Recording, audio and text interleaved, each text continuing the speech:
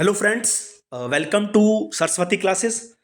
Discussion करते हैं student इस लेक्चर में जो लास्ट ईयर में पीजीटी इंग्लिश का एग्जाम हुआ था उसके रीजनिंग सेक्शन पर इन क्वेश्चनों को या पुराने पेपरों को डिस्कशन करने का एक ही गोल है ताकि आप ज़्यादा से ज़्यादा ये देख सकें कि क्वेश्चन किस प्रकार आ रहे थे और क्वेश्चन को हैंडल करने का क्या वे रहना चाहिए ताकि जल्दी से जल्दी अपने क्वेश्चनों को बना सकें। तो सबसे पहला क्वेश्चन देखिए स्टूडेंट, सबसे पहला क्वेश्चन है इन ए सर्टेन कोड लैंग्वेज। एक भाषा में businessman is called doctor. Businessman को डॉक्टर बोला जाता है। बिजनेसमैन को क्या बोला जाता है? डॉक्टर बोला जाता है। और डॉक्टर इज कॉल्ड इंजीनियर, और डॉक्टर को इंजीनियर बोला जाता है। और इंजीनियर इज कॉल्ड लॉयर, और इंजीनियर को लॉयर बोला जाता है। Lawyer is called manager, lawyer को मैनेजर बोला जाता है। और मैनेजर को अकाउंटेंट बोला जाता है। वो आगे क्वेश्चन पूछ रहे हैं, then who treats the patient.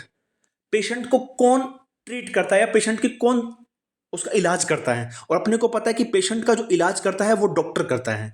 और डॉक्टर को इन्होंने खुद ने कहा है कि डॉक्टर को इंजीनियर बोलते हैं। डॉक्टर इज कॉल्ड इंजीनियर, तो डॉक्टर को इंजीनियर बोलते हैं। अब इन क्वेश्चनों को हैंडल करने का सबसे अच्छा वे होता है जो लास्ट में अपने को लाइन दी होती है ना, उसको पढ़ना होता है। वो ट्रीट्स द पेशेंट, बाकी को कुछ नहीं करना होता ताकि जल्दी से जल्दी क्वेश्चन को बना सके। देन वो ट्रीट्स द पेशेंट, पेशेंट को कौन ट्रीट करता है? अपने को पता है कि पेशेंट को ट्रीट करते हैं डॉक्टर। और यहां आप देखिए डॉक्टर को क्या बोला जा रहा है, तो डॉक्टर को बोला जा रहा है इंजीनियर। जो हमारा सेकंड ऑप्शन है वो सही है। अगर इसी जगह पर वो होता है कि केस कौन लड़ते हैं, केस कौन फाइट करते हैं, क्रिमिनल केस कौन लड़ते हैं, अपने को पता है क्रिमिनल केस लॉयर फाइट करते हैं। और लॉयर को कौन क्या बोला जा रहा है, तो लॉयर को यहां मैनेजर बोला जा रहा है। लास्ट वाली लाइन को पढ़ना है कि लास्ट में वो क्या दे रहा है। नेक्स्ट क्वेश्चन देखिए, फाइंड द मिरर इमेज।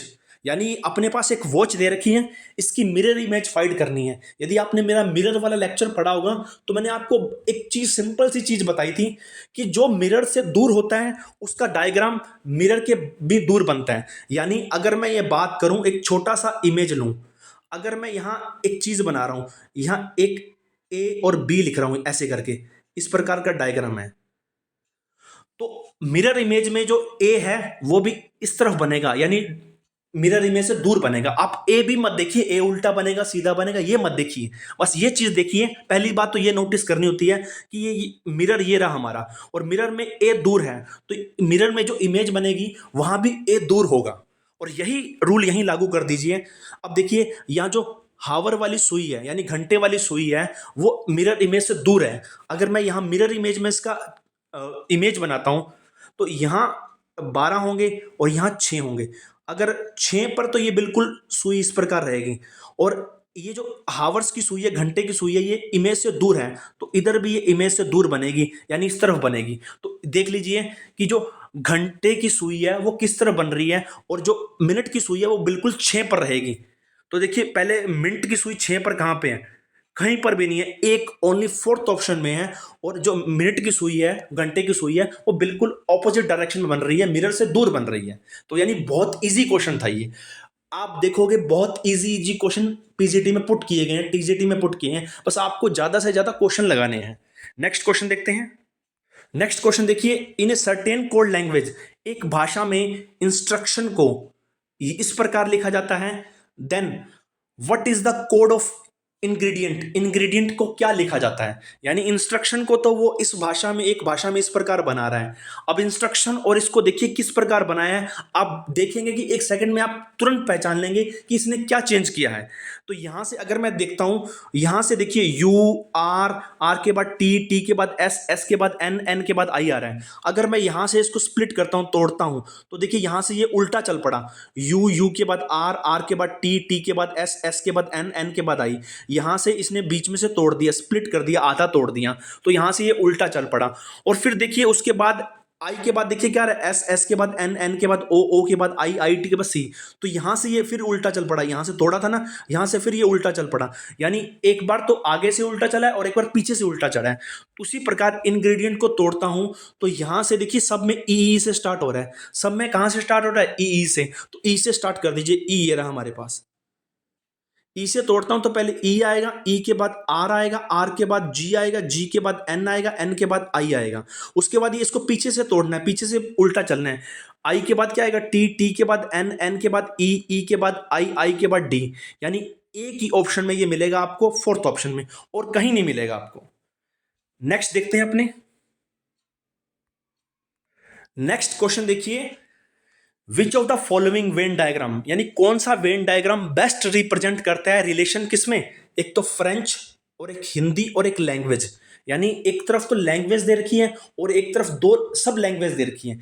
अगर मैं एक बहुत बड़ा लैंग्वेज का डायग्राम बनाता हूं, ये दुनिया की पूरी लैंग्वेज इसमें है, सारी की सारी। कहीं ना कहीं आपको फ्रेंच मिलेगी, कहीं ना कहीं इटालियन मिलेगी, कहीं ना कहीं हिंदी मिलेगी, कहीं ना कहीं आपको इंग्लिश मिलेगी यूएस की, कहीं ना कहीं पंजाबी मिलेगी, कहीं ना कहीं उर्दू, कहीं गुजरात, कहीं ना कहीं मिलेगी। आपस में कोई भी लैंग्वेज का इंटरलिंक नहीं है। तो अब देखिए, आपको फ्रेंच और हिंदी में कोई इंटरलिंक नहीं है। अगर मैं बहुत बड़ा एक डायग्राम बनाता हूं लैंग्वेज का, बहुत बड़ा, इस दुनिया की सारी लैंग्वेजेस में आएंगी, तो एक तरफ तो फ्रेंच आ गई और एक तरफ हिंदी आ गई, कोई भी इसमें इंटरलिंक नहीं है। अगर दो ऐसी लैंग्वेज आती जिसमें इंटरलिंक होता तो ये आपस में इस प्रकार कुछ ना कुछ चीज आपस में कॉमन हो जाती, लेकिन फ्रेंच और हिंदी में कोई कॉमन नहीं है। यानी एक तरफ फ्रेंच है, एक तरफ हिंदी है, और ये दोनों एक बहुत बड़ी लैंग्वेज के अंदर आती हैं। तो ऑप्शन नंबर देखिए कहाँ है, देखिए एक बहुत बड़ी लैंग्वेज का, ये लैंग्वेज का क्या है, डायग्राम है। इसके अंदर एक तो फ्रेंच आ गई और एक क्या आ गई, हिंदी आ गई। यानी आपस में कोई इंटरलिंक नहीं है। नेक्स्ट क्वेश्चन देखिए, नेक्स्ट क्वेश्चन है, select the option that is related to the third term. कहता है थर्ड टर्म से क्या रिलेशन बनेगा, on the same basis as the second term is related to the first term. कहता first और जो सेकंड का जो रिलेशन है वही आपको थर्ड और फोर्थ का रिलेशन बनाना है। तो आपके सामने आपको ऑप्शन दे रखा है, यहां आपको बताना है कि कौन सा रिलेशन बनेगा। तो देखिए पहला दे रखा है ऑफ्थेल्मोलॉजिस्ट। अपने को देखिए ऑफ्थेल्मोलॉजिस्ट होता है जो आंखों का ट्रीटमेंट करता है या जो आंखों का स्टडी करता है। ऑफ्थेल्मोलॉजिस्ट क्या होता है, जो आंखों के बारे में बताता है। और यहां अपने को बता रखा है कार्डियोलॉजिस्ट क्या होता है, कार्डियोलॉजिस्ट जो हृदय के बारे में जांच करता है, हृदय का अध्ययन करता है, हृदय का ट्रीटमेंट करता है, उनको कार्डियोलॉजिस्ट बोलते हैं। तो ऑफ्थेल्मोलॉजिस्ट होता है जो आंखों के बारे में अध्ययन करता है। अगर मैं पहला, इसका आंसर देखिए सी होगा। अब तीन ऑप्शन और देखिए, आपको 100% एक या दो क्वेश्चन ऐसे मिलेंगे जो बताएगा कि पहले का रिलेशन दूसरे से है तो तीसरे का रिलेशन चौथे से क्या होगा। तो आप जब ज्यादा से ज्यादा इन क्वेश्चनों को लगाएंगे तो इसको क्वेश्चन को बोलते हैं ओड एंड आउट। आप देख लेना, सर्च कर लेना, आपको मिल जाएंगे। तो अब देखिए ऑफ्थेल्मोलॉजिस्ट होता है जो आंखों के बारे में अध्ययन करता है, तो कार्डियो के बारे में, जो हृदय के बारे में अध्ययन करते हैं, हार्ट के बारे में। तो अब देखिए टीथ, टीथ के बारे में कौन अध्ययन करता है, तो टीथ के बारे में अध्ययन करते हैं ओडोंटोलॉजी। कौन करते हैं, ओडोंटोलॉजी या ओडोंटोलॉजिस्ट। तो O D O N T G L O G Y, ये होते हैं ओडोंटोलॉजिस्ट जो दांतों के बारे में अध्ययन करते हैं। एक होता है लंग्स के बारे में, लंग्स के बारे में करते हैं पेल्मोलॉजिस्ट। कौन करते हैं, pulmonologist, P U L M N O, pulmonologist बोलते हैं जो लंग्स के बारे में अध्ययन करते हैं, स्टडी करते हैं, ट्रीटमेंट करते हैं। नेक्स्ट है किडनी, किडनी के बारे में नेफ्रोलॉजिस्ट। कौन करते हैं, नेफ्रोलॉजिस्ट। कई बार क्या पता आपको नेक्स्ट में ये मिल जाए कि नेफ्रो का रिलेशन किडनी से है, तो मुझे बताइए तीत का रिलेशन किससे होगा, तो ओडोंटोलॉजिस्ट से होगा। नेक्स्ट क्वेश्चन देखते हैं। नेक्स्ट क्वेश्चन आपके सामने एक तो स्टेटमेंट दे रखी है और एक अजम्पशन दे रखे हैं। स्टेटमेंट को पढ़ते हैं, the covid pandemic is reaching a peak. मतलब कोविड जो 90 था वो अपने पीक पर था। The economy of the world, यानी पूरे विश्व की अर्थव्यवस्था सफरिंग ए लॉट ऑफ, यानी इससे बहुत ज्यादा प्रभावित हो रही थी। यानी जब कोविड-19 अपने पीक पर था तो इससे पूरे वर्ल्ड की क्या इकोनॉमी प्रभावित हो रही थी। अब अपने को अजम्पशन देखने हैं कि कौन सा अजम्पशन इसको सुटेबल करता है। तो पहला अजम्पशन दे रखे हैं, एक चीज आपको यह भी पता होनी चाहिए कि जो बहुत बड़ी पैंडेमिक आती है तो वर्ल्ड की इकोनॉमी को कहीं ना कहीं प्रभावित करती है। छोटी मोटी पैंडेमिक हो तो वो प्रभावित नहीं करती, उससे तो अपने उसको सॉल्व कर सकते हैं। लेकिन बहुत बड़ी पैंडेमिक होती है जिसका कोई इलाज नहीं होता कुछ टाइम के लिए, तो वो इकोनॉमी को जरूर डिस्ट्रॉय करती है। तो अजम्पशन देखिए, the economy of the world can never be affected no matter how big is threat. वो कह रहा है कि पूरे देश की अर्थव्यवस्था प्रभावित नहीं होगी चाहे वो कितनी बड़ी आपदा क्यों ना हो। ऐसी तो कोई चीज़ है ही नहीं जो इकोनॉमी को डिस्ट्रॉय ना करे, बहुत बड़ी आपदा। तो यानी ये जो पहला अजम्पशन है इसको सूटेबल नहीं कर रहा, यानी इम्प्लिसिट नहीं है, अंतर्निहित नहीं है, यानी ये तो गलत है कि जितनी बड़ी आपदा होगी, जितनी बड़ी पैंडेमिक होगी, वो वर्ल्ड की इकोनॉमी को जरूर डिस्ट्रॉय करेगी। दूसरा देखिए, some pandemic are capable of destroying the world economy, यानी कुछ ऐसी आपदाएं होती हैं जो पूरे वर्ल्ड की, क्या बोलते हैं, इकोनॉमी को डिस्ट्रॉय करती हैं। तो ऐसी ही एक पैंडेमिक था कोविड-19, जिसने पूरे वर्ल्ड की इकोनॉमी को डिस्ट्रॉय किया था। जो जो दूसरा हमारा इम्प्लिसिट एजम्पशन है वो बिल्कुल सही है, यानी सेकंड फॉलो कर रहा है। नेक्स्ट क्वेश्चन देखते हैं। नेक्स्ट क्वेश्चन देखिए, Rahul and Faizal went out the dinner, यानी दोनों डिनर पर जाते हैं। Rahul paid 1/3 of the Faizal, यानी राहुल ने फैजल का 1/4 मतलब पार्टिसिपेट किया, दोनों ने पैसे लगाए, दोनों डिनर करने गए, तो राहुल ने 1/4 पैसा लगाया किसका, फैजल का, जितना फैजल ने पे किया था। अगर फैजल ने 100 पे किया है तो 1/4 किसने पे किया होगा, राहुल ने, यानी 25 रुपए राहुल ने पे किए थे। अब कह रहा है कि how much did Rahul Faizal pay, यानी फैजल ने कितने पे किए, यदि दोनों ने मिलकर 790 रुपए पे किए। बहुत अच्छा क्वेश्चन है, इसको दो तरीके से बना सकते हैं। अगर आप इसको ऑप्शन से बनाओगे ना तो सबसे इजी होगा। वो कह रहा है कि राहुल ने 1/4 पे किया किसका, फैजल का, और वो कह रहा है कि फैजल ने कितना पे किया ये बताओ, और दोनों ने मिलकर 790 पे किया। अब आप खुद लगा लीजिए कि यहां राहुल है और यहां फैजल है, दोनों मिलकर 790 रुपए डिनर के किसी होटल को दे रहे हैं। अब राहुल कहता है कि मैं फैजल का 1/4 पैसा दूंगा, जितना राहुल देगा उसका 1/4 दूंगा। अब आप यहां से एक सीधा सीधा गैस लगा सकते हैं कि जो हमारे पास अमाउंट आ रहा है वो टोटल होल नंबर में आ रहा है, यहां पॉइंटों में नहीं आ रहा। तो देखिए, अगर राहुल इसका 1/4 पूरा पूरा नहीं आएगा, इसका भी 1/4 पूरा पूरा नहीं आएगा, तो यानी दो ही ऑप्शन है जिसमें 1/4 लग सकता है। अगर मैं इसका लगाता हूं 580 का 1/4 निकालता हूं, तो 4 एकम 4, एक बच गया, 4 चौके 16, 145। 145 तो कौन, राहुल पे कर रहा है, और 580 कौन पे कर रहा है, फैजल। दोनों को जोड़ता हूं तो 790 नहीं बनते, दोनों को जोड़ता हूं तो 790 नहीं बनते। अगर मैं कहता हूं कि फैजल ने 632 किए हैं, फैजल ने 632 किए हैं, उसका 4 भाग कौन करेगा, 4 एकम 4, उसका 4 भाग राहुल पे करेगा। तो कितने बच गए, 2, ये 5, 3, यहां से कितने बच गए, 2 और 4 8 32, यानी 158 रुपए किसने पे किए, राहुल ने, और 632 किसने पे किए, फैजल ने। दोनों को जोड़ता हूं तो 790 आ जाता है, यानी फोर्थ ऑप्शन ही है। और थर्ड ऑप्शन ही जिसमें 4 4 का भाग जा रहा है, यानी दो ऑप्शन तो डायरेक्ट देखने से कट रहे हैं। और अगर मैं इसमें 4 का भाग देता हूं तो जो अमाउंट आता है राहुल का, दोनों को जोड़ता हूं तो 790 नहीं बन रहा। एक तरीका तो ये था। दूसरा तरीका मैं ये कह सकता हूं, अगर फैजल ने 1 किया है, फैजल ने कितना किया, 1 रुपया, उसका 1/4 कौन करेगा, राहुल करेगा। तो 1/1 का 1/4 1/4 होता है। दोनों का जोड़ किसके बराबर है, दोनों का जोड़ 790 रुपए के बराबर है। इनको जोड़ता हूं तो 5/4 आता है। 5/4 इक्वल टू 790। इसको काटूंगा तो 1 पर कट गया, ये कितने बच गए, यहां से 3 बच गए, ये 7 पर कट गया, ये 8। तो 178 को जब मैं 4 से मल्टीप्लाई करता हूं तो हमारा जो आंसर आएगा वो 790 रुपये आ जाएगा इजीली से। ठीक है स्टूडेंट, सॉरी 632 रुपये आ जाएगा एक की वैल्यू। नेक्स्ट क्वेश्चन देखते हैं। कहता है arrange the given words in the sequence in which they occur in the dictionary. Dictionary में इनको अरेंज कीजिए कि पहले कौन आएगा। सब में पहला एफ एफ है, यानी सब तो बराबर है। दूसरे में इसके पास ए है, इसके पास ई है, इसके पास ई आई आई। तो डिक्शनरी में पहले ए आता है, ई आता है, आई आता है, तो पहले आता है ए, यानी सबसे पहले इनमें कौन आएगा, सबसे पहले आएगा फास्ट। यानी पहले देखिए पहला किस में आ रहा है, यानी सब में पहले पहले आ रहा है। उसके बाद देखिए पहला तो ये आ गया, ये तो कन्फर्म है। और ए के बाद कौन आता है, ई आता है, और ई के बाद कौन है, आई आता है, यानी ये तो दोनों लास्ट में आएंगे 4 और 5 नंबर पर। अब ये नहीं पता 4 नंबर पे कौन आएगा, 5 नंबर पे कौन आएगा, इतना कन्फर्म है कि ये दोनों 4 और 5 पर आएंगे। और अब देखिए इन दोनों में से दूसरे नंबर पे कौन आता है, दोनों के पास ई और ई बराबर है, दोनों के पास ए और ए बराबर है, दोनों के पास एस और एस बराबर है, इसके पास टी आता है और इसके पास आई आता है। तो डिक्शनरी या अल्फाबेट में पहले टी आता है या आई आता है, तो पहले आई आता है, यानी पहले तो फास्ट हो गया। उसके बाद कौन आ गया, उसके बाद तीसरा ऑप्शन आ गया हमारा, क्योंकि तीसरे ऑप्शन में आई पहले आता है, तो पहले नंबर पे तो ये आ रहा है। दूसरे नंबर पे ये आ रहा है तीसरे वाला। तो पहला और तीसरा देखिए, तो एक तो ये ऑप्शन कट गया, एक ये ऑप्शन कट गया, और तीसरे के बाद कौन आएगा? दूसरा आएगा, यानी पहला तीसरा दूसरा, पहला तीसरा दूसरा। अब भी चेक करते हैं, अब चौथे और पांचवें में चेक करते हैं पहले कौन आएगा।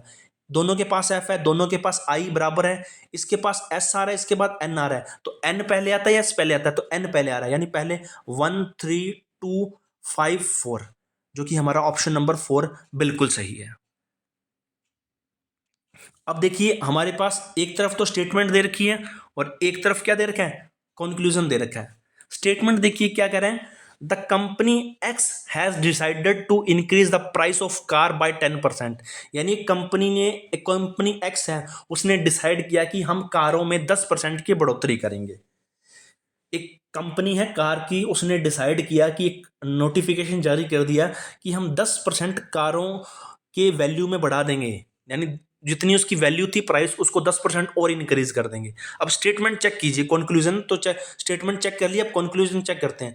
कंक्लूजन बोल रहे हैं other companies will change the price of the cars, यानी कुछ कंपनियां, जो अदर कंपनियां हैं, वो भी कार की प्राइस में चेंज करेंगी, क्योंकि इन्होंने कार की प्राइस में क्या किया? 10% की बढ़ोतरी कर दी।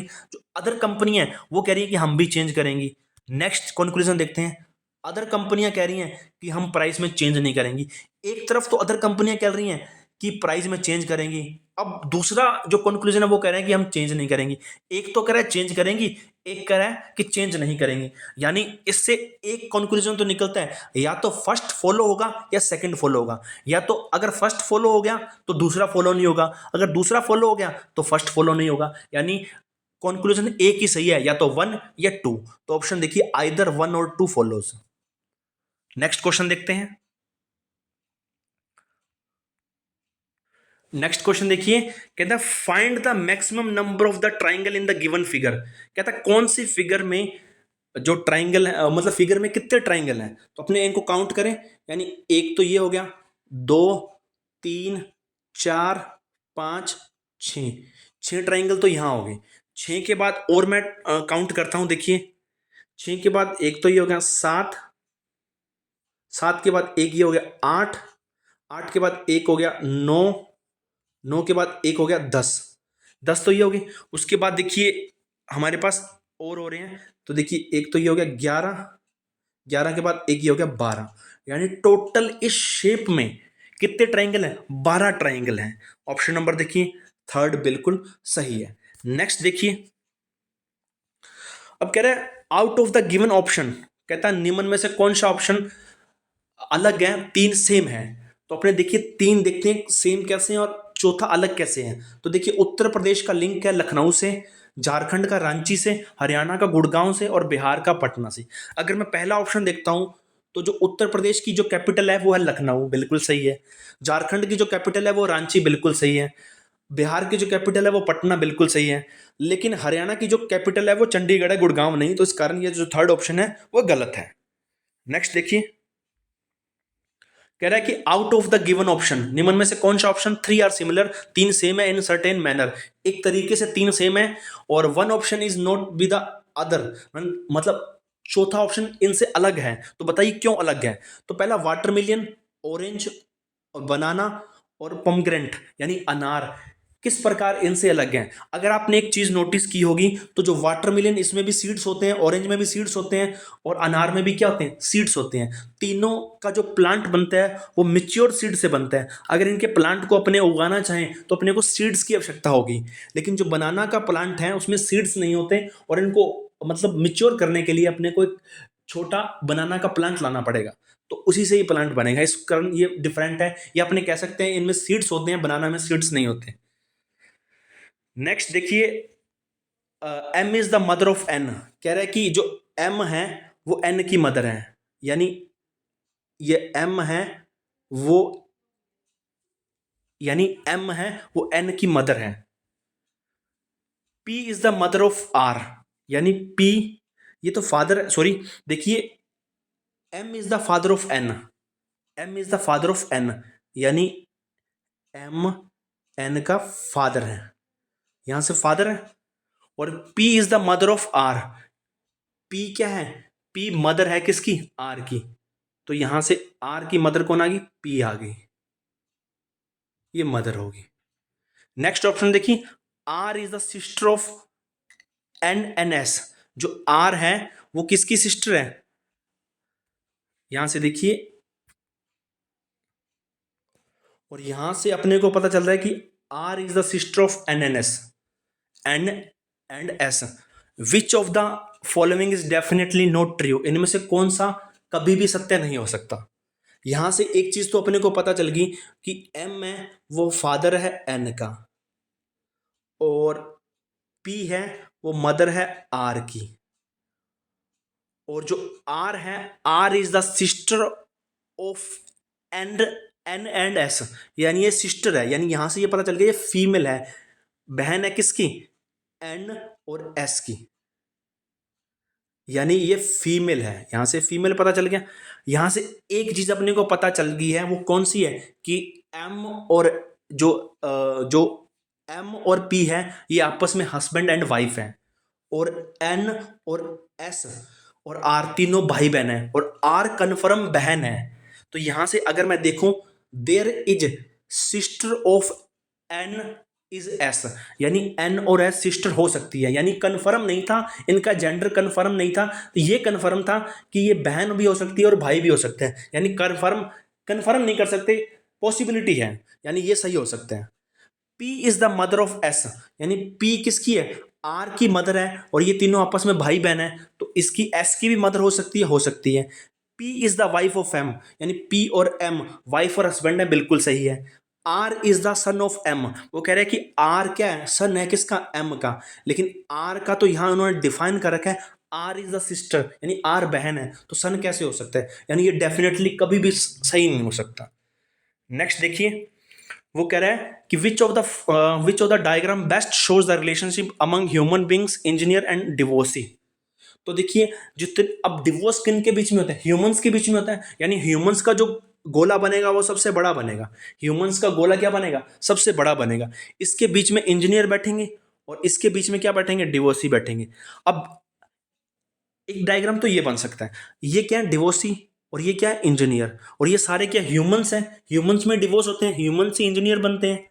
तो एक सीधी सी बात है कि अपने ये भी कह सकते हैं कि कुछ जो डिवोर्सी होंगे वो इंजीनियर भी हो सकते हैं, तो यानी इसमें आपस में इंटरलिंक हो सकता है, और जो कुछ इंजीनियर हैं वो डिवोर्सी भी हो सकते हैं। मैं ये कहना चाहता हूं कि अगर ये ह्यूमंस का सबसे बड़ा डायग्राम गोला बन रहा है, ये ह्यूमंस का, तो इसके बीच में सारे होंगे, डॉक्टर, इंजीनियर, डिवोर्सी, मैरिड सब होंगे, सिंगल सब होंगे। अगर मैं यहाँ एक गोला बनाता हूँ इंजीनियर का, और एक गोला आपस में बनाता हूँ किसका, डिवोर्सी का, मैं ये कह सकता हूँ कि दुनिया में जितने भी इंजीनियर हैं वो कुछ ना कुछ तो डिवोर्सी होंगे। ऐसे थोड़ी है कि सारे के सारे इंजीनियर मैरिड ही होते हैं, सिंगल ही होते हैं, डिवोर्स ही नहीं हो सकते। तो कुछ ना कुछ इंजीनियर डिवोर्सी होंगे, या मैं ऐसे कह सकता हूँ कि दुनिया में जितने भी डिवोर्सी हैं उनमें से कुछ ना कुछ तो इंजीनियर होंगे ना, आपस में कहीं ना कहीं तो रिलेशन बन सकता है।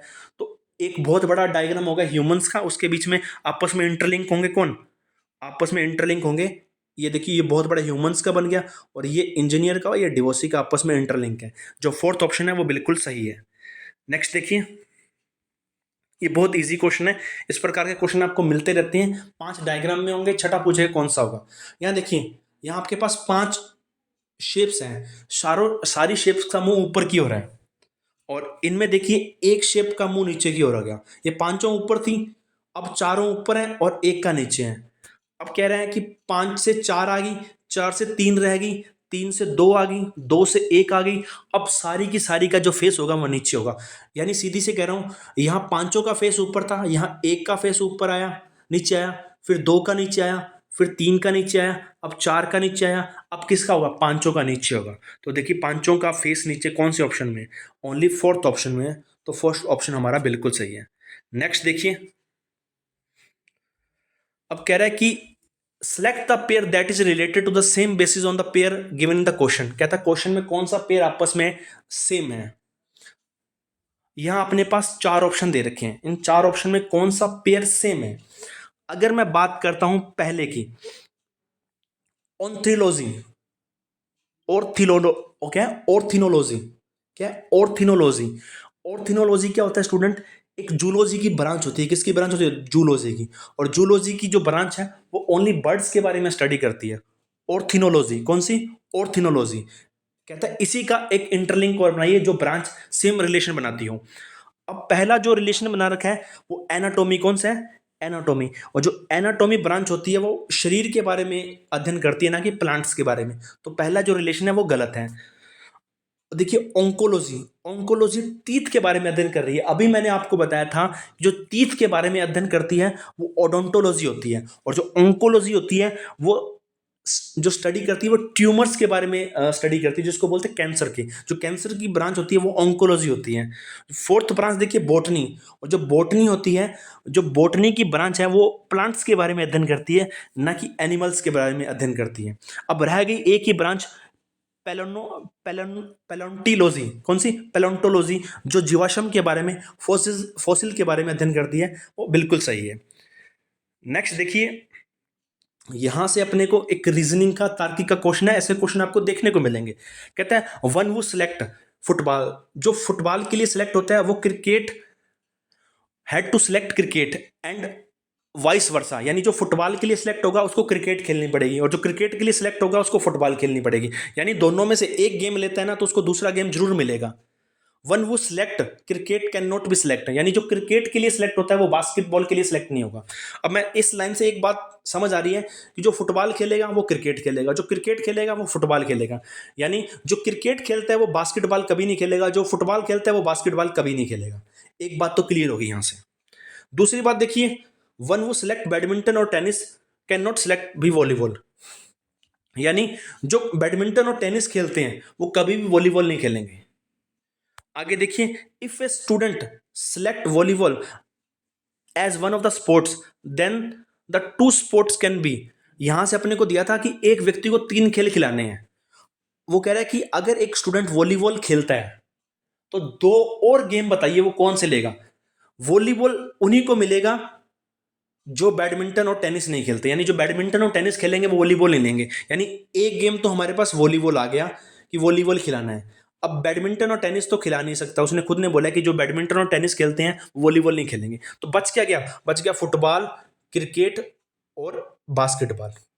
अब मैं बास्केटबॉल और फुटबॉल तो ले नहीं सकता, उसने खुद ने कहा है कि जो क्रिकेट खेलते हैं वो बास्केटबॉल नहीं ले सकते। यानी जो बचे हुए गेम 2 ही हैं स्टूडेंट, फुटबॉल और क्रिकेट। क्योंकि जो फुटबॉल खेलेगा उसको क्रिकेट तो खेलना ही पड़ेगा ना, और जो क्रिकेट खेलेगा वो बास्केटबॉल नहीं खेल सकता, यानी बास्केटबॉल भी कट गया।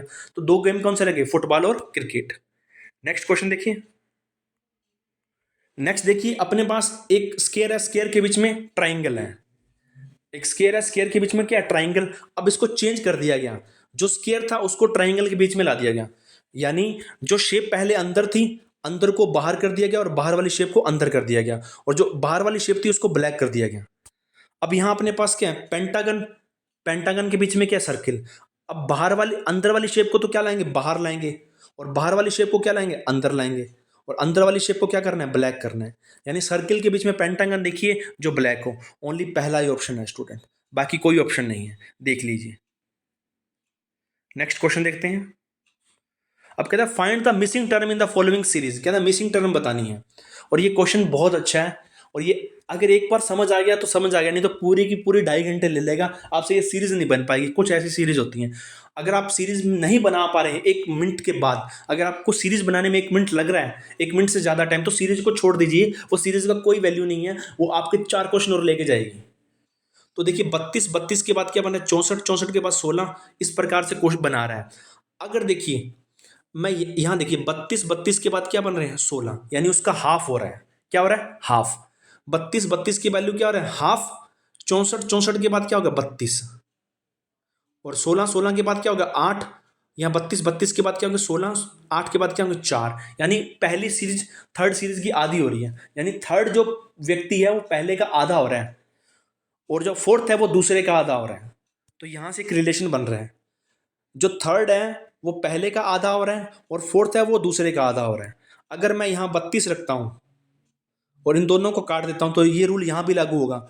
जो थर्ड है वो पहले का आधा हो रहा है, और जो फोर्थ है वो दूसरे का आधा हो रहा है। तो यहाँ से 32 ही बिल्कुल सही है। नेक्स्ट देखिए, नेक्स्ट आपके पास एक सीरीज दे रखी है। इस सीरीज में आपको बताना है कि यहाँ कौन सा ऑप्शन आएगा। इस क्वेश्चन को करने का सबसे अच्छा वे है, आपको अल्फाबेट याद होने चाहिए कि कौन सा अल्फाबेट किस पे आता है। ए 1 पे आता है, बी 2 पे आता है, सी 3 पे आता है, डब्ल्यू 24 पे आता है, एक्स 23 पे आता है, इस प्रकार सॉरी एक्स 24 पे आता है, और डब्ल्यू आपको बताना है कितने पे आता है। ये क्वेश्चन आपको याद रखने पड़ेंगे। ई 5 पे आता है, वी वाई पे 22 पे आता है। आपको अल्फाबेट याद रखने पड़ेंगे।